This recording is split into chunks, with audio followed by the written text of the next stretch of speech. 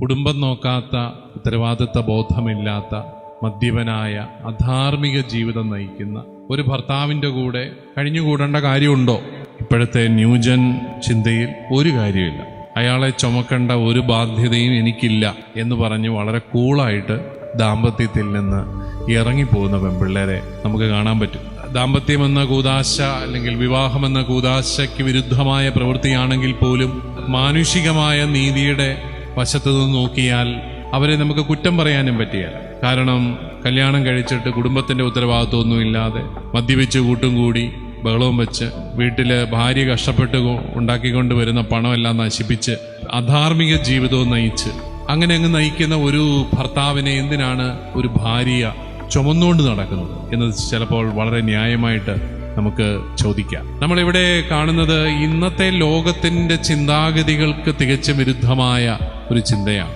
നമ്മുടെയൊക്കെ പഴയ കാലത്ത് അച്ചായന്മാരൊക്കെ വെള്ളമൊക്കെ അടിച്ച് 4 കാലേ വന്ന് അല്ലെ തോട്ടിനപ്പുറത്ത് കിടക്കും. പിന്നെ അമ്മ മൂത്ത മകനെ വള്ളത്തെ പറഞ്ഞു വിടുകയാണ്, മകനെ അപ്പുറത്തൊരു വിശുദ്ധ വസ്തു വന്ന് കിടപ്പുണ്ട്, അതെടുത്ത് ഇപ്പുറത്തിട്. അപ്പം മകൻ വള്ളത്തെ പോയി അപ്പനെ വള്ളത്തെ കയറ്റി, അങ്ങ് കിടക്കുവോ വള്ളത്തെ വല്ലോ, എന്നെ ആരും പിടിക്കണ്ട തൊടണ്ട എന്നെല്ലാം പറഞ്ഞ് വള്ളം മറിക്കുന്ന അഭ്യാസങ്ങളാണ് അതിനകത്ത് കിടന്നുകൊണ്ട് അല്ലേ. ഒരു തരത്തിൽ മകൻ വള്ളം ഊന്നി വീട്ടിൽ കയറ്റി, അപ്പനെ വീട്ടിൽ കയറ്റി എല്ലാം കഴിയുമ്പോൾ മകൻ കുറെ ചീത്തയെല്ലാം വിളിക്കും. അപ്പനെ, മൂത്ത മകനാ, അപ്പനെ കുറെ ചീത്ത പറയും. ഇമ്മ നാട്ടുകാരുടെ മുമ്പിൽ മക്കൾക്ക് വില കളയാൻ വേണ്ടിയിട്ട്, നാണക്കേടുണ്ടാകാൻ വേണ്ടി അപ്പൻ. അപ്പൊ നമുക്ക് വിചിത്രമായൊരു കാഴ്ച കാണാം. ഈ അപ്പനെ ചീത്ത പറയുന്ന മകനെ അമ്മ ശാസിക്കുകയാണ്. നിന്നോട് ആരടാ പറഞ്ഞ അപ്പനെ വഴക്ക് പറയാൻ?